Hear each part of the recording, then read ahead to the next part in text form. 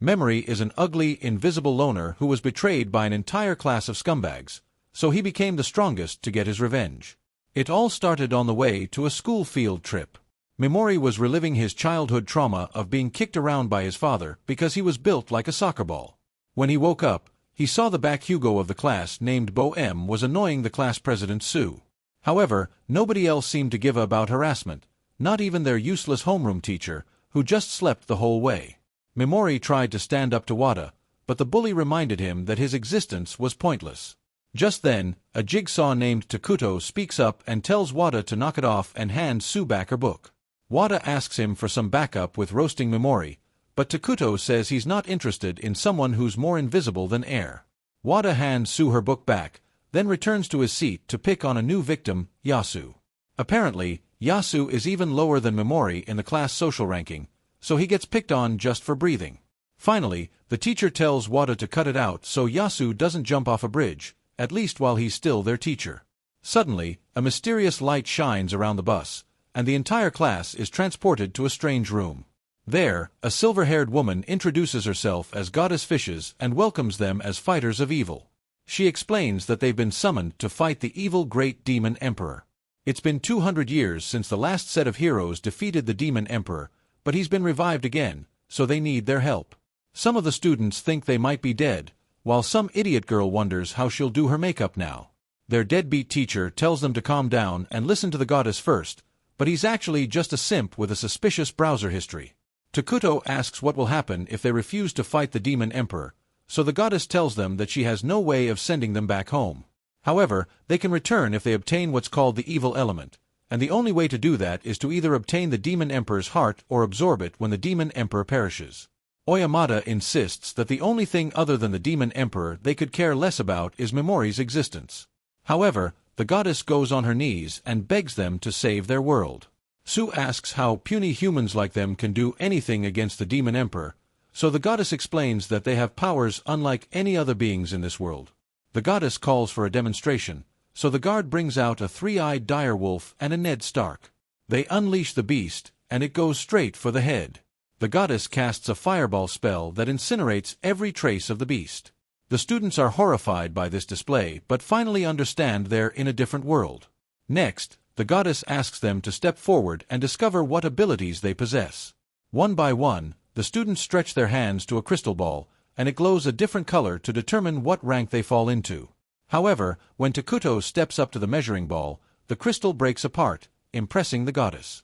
She explains that he's a rarest rank, the most powerful of all, but the only thing that would get Takuto excited is his own reflection.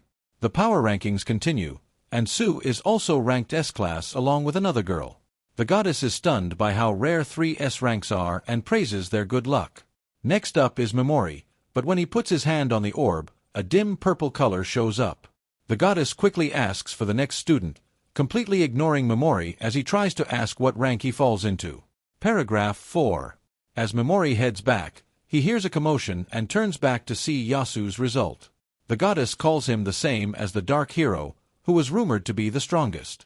Yasu is glad to finally catch his big break. Afterward, the students learn how to check their status, and Memory confirms that he's even less useful than an NPC. However, he notices an inherent skill called Abnormal State Endowment, which allows him to paralyze and poison his enemies.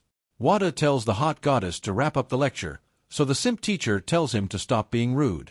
But Wada reminds him that a D-ranked deadbeat shouldn't be talking to an A rank. The goddess walks to the front of the class and announces an important ritual involving Memory. Memory is shoved forward as the goddess informs him that since he's an IR rank, since weaklings like him tend to slow down the rest of the heroes, they're typically marked for disposal. However, the goddess explains that if they offed him right in front of the others, there would probably be some backlash. So he's being given another chance. He'll be sent to some abandoned ruins, and if he manages to come back alive, he'll be given the right to live. Memory asks if it's a dangerous place, and she happily tells him that it's worse than the Aota universe with almost 100% guaranteed fatality. Memory immediately tries to plead his case, saying he has an inherent skill called Abnormal State Endowment, but the goddess tells him his version has no value and would be useless on low-level demons.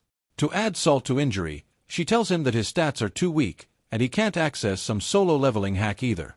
Mimori points out how messed up it is that she summoned him without consent and now wants to eat him out. But Takuto interrupts and tells him to wrap it up since the girls are tired. The rest of the class agrees, except Yasu, who extends an arm of comfort like he always did when they were both at the bottom of the food chain. However, even that rat-face Yasu turns on him and calls him a lowly rank. The goddess activates the magic circle to start the ritual and gives him a leather pocket as his unique item for being summoned. Sue rushes to stop her, insisting that it's wrong to do this to their classmate.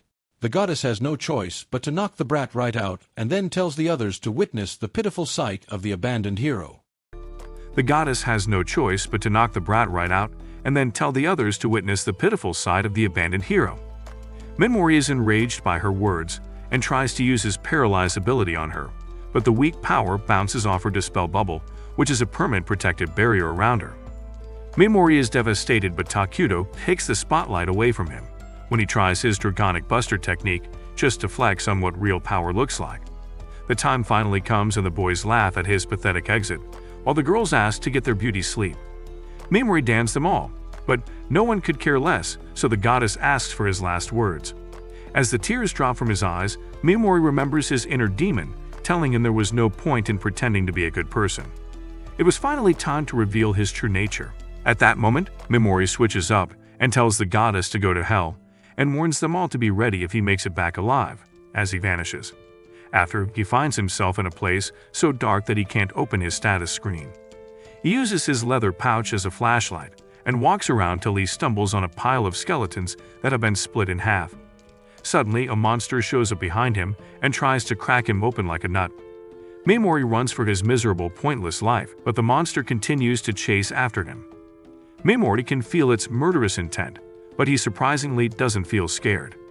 As he stares at the rotating buffalo head, he only remembers those evil bastards that sent him to his death, and all he feels is frustration. In a desperate attempt, Mimori uses his paralyze ability, and it surprisingly works, so he books it, wondering if that was a low-level demon or just a miracle. When it seems he's run far enough, he stops to get some air, only to face some mutated chicken wing demon who wants to peck his brains out. Mimori is determined not to die and uses his paralyze ability, relieved that it worked again. He opens his status screen and discovers that he's almost out of mana points. However, he uses his poison skill, which seems to work too, but it takes a long activation time. Just when Mimori thinks he's caught a break, the overcooked buffalo wing comes charging back now that the paralyzing effect has worn off. In the face of his impending death, Mimori thinks of everyone who's been a shit stain on his life, and he determines to lay waste to them all, starting with the demon barbecue menu in front of him. Now that Mimori is out of game MPs, he realizes he has to rely on his natural MP, but he has no idea what might happen to him once it runs out. Unfortunately, the screaming centaur couldn't care less and starts attacking. Mimori tries to use his paralyze skill once more, but the game system informs him that he can't apply the same skill on a target repeatedly. Thankfully, Mimori switches to his sleep ability, and then poisons it, which means he can at least stack abilities. Suddenly, more of these creepy demon chickens start showing up, but Mimori refuses to back down without a fight. He throws his pouch to inflict status ailment, but it's as effective as the pull-out method. He goes on a paralyzing spree, but after stopping the cluckers, he realizes he's almost out of his own MP too. More demon centaurs approach while Mimori starts to feel faint, so he figures his life was meaningless anyway, and he might as well go out while getting sucked dry. He uses his paralyze ability indiscriminately till he reaches his mental limit. Just before the centaurs have a taste of his juicy meat, one of the chicken wings finally cooks, and he receives a level up which restores his MP. With that, he realizes he can keep fighting, so he continues to paralyze till he levels up to level 2. Then he realizes he can now paralyze multiple targets at once and stops all the monsters. Apparently, the inflict status ailment didn't reach the ones at the back, so Mimori manually heads to poison all the monsters and add to his experience. As he sits down to take a breather, the demon minions start dying one by one, increasing his stats in the process. He levels up his sleep ability too, and the remaining monsters cut and run for it now that he's grown some balls. After, Mimori goes grave robbing and plans to find some food and water so he survives. Since he can't find anything better, he heads back to the chicken corpses and realizes he's got to do the unthinkable. He goes for their meat first, but it turns out it can get too hard, so he goes for the balls instead. They don't quite get the job done, and Memory thinks he might die thirsty when he notices his pouch has changed color. When he looks inside, he finds cola and beef jerky, and he cries as it's the best stick of meat he's ever sucked on. Days go by and Memory continues to get on by poisoning his prey, leveling up and sucking meat. He eventually starts to lose it and remembers his depressing childhood, where he hoped to take out his own parents until his aunt and uncle came and saved him from becoming Zaska. However, even though Memory had tried to become like his relatives, after sucking down things he can't explain, he says he's even scared of himself. No matter, if he wants to survive, he has to accept the new version of himself. As he continues through the ruins, he finds more strange creatures, but he's able to take them out faster than before. He discovers a sealed room, and when he pours magic into it, he finds the skeletons of some dead lovers. Memory prays they got it one last time, then he checks their bags and finds gems which might come in handy when he reaches the surface. Memory continues to go from room to room, grave robbing, till he gets to a special one that requires more MP to open. There he finds the corpse of a man who couldn't bag any deathbed babes. He finds a note in a language he can read, and it says his name was Anglin, the great sage, also known as the Hero of Darkness. Memory instantly remembers the goddess' words to Yasu. Apparently the goddess had sent Anglin there to rot when she no longer had use for him, so he entrusts the reader of the note with something that he desperately brought this far. As Memory searches his bag, he realizes the goddess really is an evil bitch. Not that he's any better himself. He finally finds a book of forbidden arts with recipes for medicine and magic tools, which might come in handy later. Next, he finds a scroll of forbidden magic, but it's in a language he can't understand. However, since the sage risked his life to bring it here, it must be a powerful spell that could help him clap the goddess. He takes one last look at that book and finds a warning about the Soul Eater, which is what took everyone's lives. Afterwards, Memory continues through the ruins, praying for any lost soul he finds till he finds an exit door that requires some kind of key. This means the Soul Eater must be somewhere close. Memory worries, since even the Hero of Darkness couldn't defeat it, but he hopes he's leveled up enough to defeat it. Suddenly, he notices a giant head sitting on the wall with an orb that's probably the key to opening the exit. He's finally found the Soul Eater, so he tries to use his ability, but before he can even get the words out, a laser cuts through his hand and stops him. Memory figures the beam must activate when it senses his intention to attack, but he needs to speak a skill before activating his abilities. With his busted hand and shit ability Ronge, Memory wonders what the hell he's supposed to do now. However, before he can think up some plot armor, the walls begin to break apart, and he realizes the Soul Eater is now coming for him. Meanwhile, a blonde bombshell appears to be running from something when she spots some ancient ruins and ironically runs to it for safety. Back inside the ruins, the floating demon head keeps inching closer till it stops and performs that demonic hawk tua. The purple goo starts to take the shape of horrified humans, which are the souls of the humans that all died in the ruins. Memory knows the sadistic head thingy is just waiting to see how he reacts, and just then, the face shoots through the wall and lets out a loud scream as it opens wide for some action. Memory paralyzes the goo monsters and watches as the large head gets off on watching him suffer. He tries to use his poison ability when he suddenly grows a conscience and fails to activate it. He laments not wanting to use his own abilities on humans just like him, and insists that he's better than monsters like it. As he continues to lose it, the monster simply spits up more souls to devour him.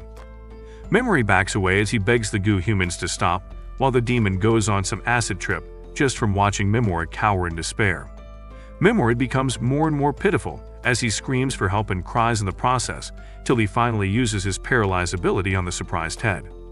Memory explains that the creature had been too busy climaxing that it let its guard down, and didn't even notice that he never lowered his left arm. Now the demon is the one in despair as Memory mocks it for being too arrogant in its strength. He levels up and explains that he's been putting on Oscar-worthy performances all his life just to convince himself he was kind and normal. But now, he intends to give back what others dish out and crush anyone who stands in his way. As the demon starts to die from his poison ability, Memory taunts it for letting a weak-ass human deceive it. He finally puts the demons and the lost souls out of their misery and levels up in the process. Suddenly, orbs of light start to move as the trapped souls of the ruins appear and congratulate him on making it out alive. They thank him for defeating the monster and wish him good luck when the Hero of Darkness appears and tells him to clap that goddess at all costs. The souls disappear and Memory grabs the orb, promising to make that goddess pay someday.